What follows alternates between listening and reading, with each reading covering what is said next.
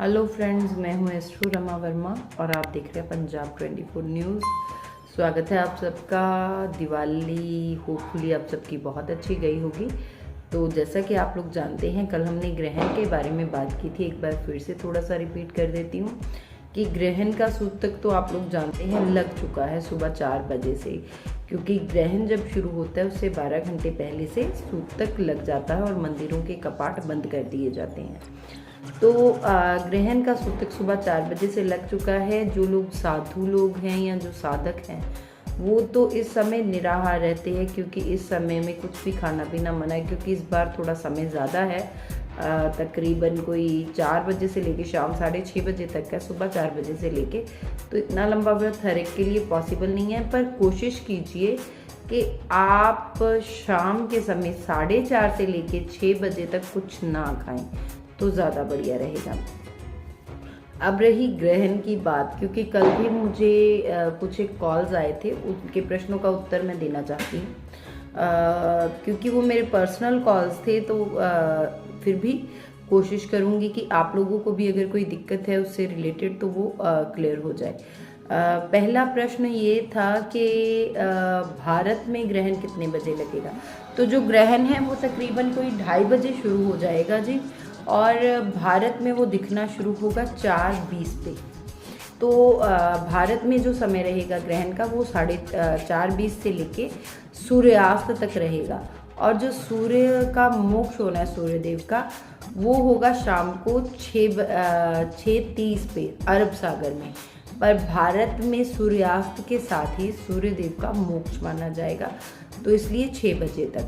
इसी तरह से एक कॉल आई थी कि जो हमारे क्लाइंट्स कनाडा में हैं या न्यूजीलैंड का एक कॉल आया था, एक ऑस्ट्रेलिया के थे, तो उनके लिए मैसेज ये रहेगा कि जो आपके समय अनुसार वहाँ पे है, क्योंकि देश काल पात्र के अनुसार समय चेंज हो जाता है। जैसे आज 25 तारीख है, तो आपके वहाँ जब 25 तारीख हो और शाम आप लोग 2 बजे से 6 बजे तक का, क्योंकि वहाँ के लॉन्गिट्यूड और लैटिट्यूड के हिसाब से अब ज़्यादा क्लैरिटी नहीं है हमारे पास, तो 2:30 बजे से लेके 6:30 बजे तक आपको ध्यान रखना है, खास करके गर्भवती स्त्रियों को। तो गर्भवती स्त्रियों के लिए जो मैंने कल बताया था कि उन्हें ढीले कपड़े पहनने हैं, चाकू, छुरी, कैंची का इस्तेमाल नहीं करना है, सुई धागे का इस्तेमाल नहीं करना है, और हो सके तो इस ड्यूरेशन में सोना नहीं है, क्योंकि आंखें बंद करने से कई बार क्या होता है कि बच्चे की दृष्टि चली जाती है या बच्चा दृष्टिहीन पैदा होता है। तो थोड़ा सा इस चीज़ का ध्यान रखिएगा। अब बात करते हैं, जैसे कि मैंने बताया कि इस ड्यूरेशन में आप सोइएगा नहीं। जो गर्भवती स्त्रियाँ, उनको इस चीज़ का खास ध्यान रखना है कि उन्हें सोना नहीं है, क्योंकि माना जाता है कि इस ड्यूरेशन में जो माएँ सो जाती हैं उनके बच्चों की दृष्टि चली जाती है। और उसके बाद जो है, आपको जब मोक्ष हो जाए तो अपनी तरफ से जो भी दान दक्षिणा आप कर सके, ज़रूरतमंदों की हेल्प कर सके, वो आपको करनी है। और साथ साथ में स्नान ज़रूर करिएगा ग्रहण का मोक्ष होते। ग्रहण के लिए आज इतना ही, क्योंकि आज मेरा पर्पज़ यहाँ जुड़ने का है, क्योंकि फिर से एक कन्फ्यूज़न है कि टीका कब करें, जिसको हम भाई दूज कहते हैं, वो कब मनाई जाए। तो इसके लिए सबसे बड़ी बात ये है कि जैसे आज अमावस्या है, इसी तरह से टीके के लिए यानी कि भाई दूज के लिए भी थोड़ा थोड़ा चेंज आ रहा है। इसी तरह से लोग डबल माइंडेड हैं, क्योंकि कल जो है द्वितीया तिथि जो है वो तकरीबन कोई 2-2:30 बजे के करीब लग जाएगी, और जो उसका समय है, इन शॉर्ट मैं बताती हूँ आप लोगों को कि कल आप 2:30 बजे के बाद, यानी कि 2:45 के बाद, यानी आप 3 बजे से बनाइए, क्योंकि स्थान और समय के अनुसार, स्थान के डिफ्रेंशिएशन के कारण, यानी कि लॉन्गिट्यूड और लैटिट्यूड के डिफरेंस के कारण 5-10 मिनट का डिफरेंस हो सकता है। तो आप लोग 3 बजे के बाद लगा सकते हैं टीका। बहनें अपने भाई को तिलक लगा सकती हैं। और जो परसों है, क्योंकि परसों जो है 12:40 तक है द्वितीया तिथि, तो उसमें एक अप्रन काल होता है, उसका भी विवरण आता है हमारे शास्त्रों में, उसका भी कुछ इश्यूज रहेंगे।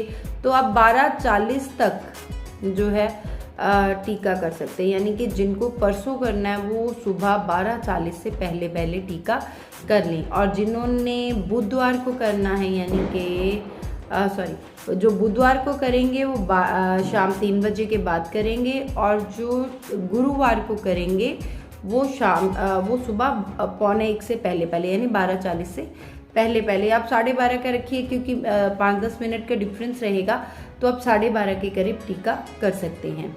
अब हम बात करते हैं कि भाई दूज मनाया क्यों जाता है। तो इसके विषय में हमारे पुराणों में, हमारे शास्त्रों में जो कथा सुनने को आती है, कथा लिखी हुई मिलती है या जो कथा वर्णित है, उसके अनुसार भगवान सूर्यदेव की पत्नी का नाम था छाया। उनके 2 बच्चे थे, एक यमराज और एक यमुना। इन दोनों का आपस में बहुत प्रेम था, क्योंकि यमराज जो है वो प्राणों को हरने वाले हैं, तो कोई भी उनको अपने घर में बुलाना पसंद नहीं करता था।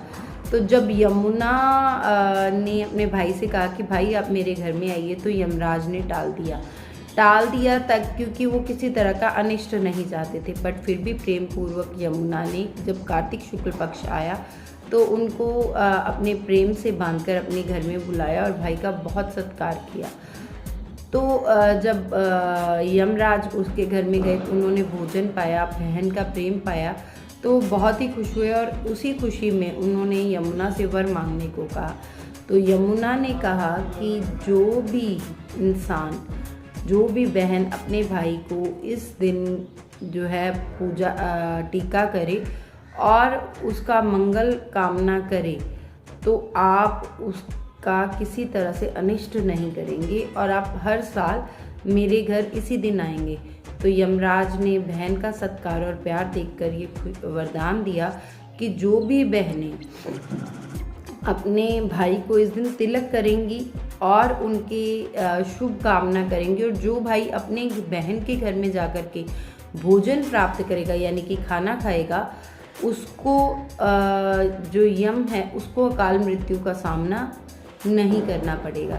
तो यहाँ पे हमारे पंजाब में एक छोटा सा रिवाज गलत है, वो बहनें आती हैं तिलक करने, तो जबकि जाना भाई को चाहिए। तो थोड़ा सा चेंज कीजिए, टेक अ फर्स्ट स्टेप, और आप लोग जो भाई हैं वो बहन के घर जाएं तो ज़्यादा बढ़िया है। या अगर बहनों को ही आना है तो अपने भाई के लिए खाना बना कर के लेके आएँ, क्योंकि भाई के लिए खाना बना कर के लाएंगी, भाई को अपने हाथ से खिलाएं, ताकि आपका प्रेम भी बना रहे और आप लोगों का त्यौहार भी अच्छे से मना रहे और शास्त्रोक्त हो।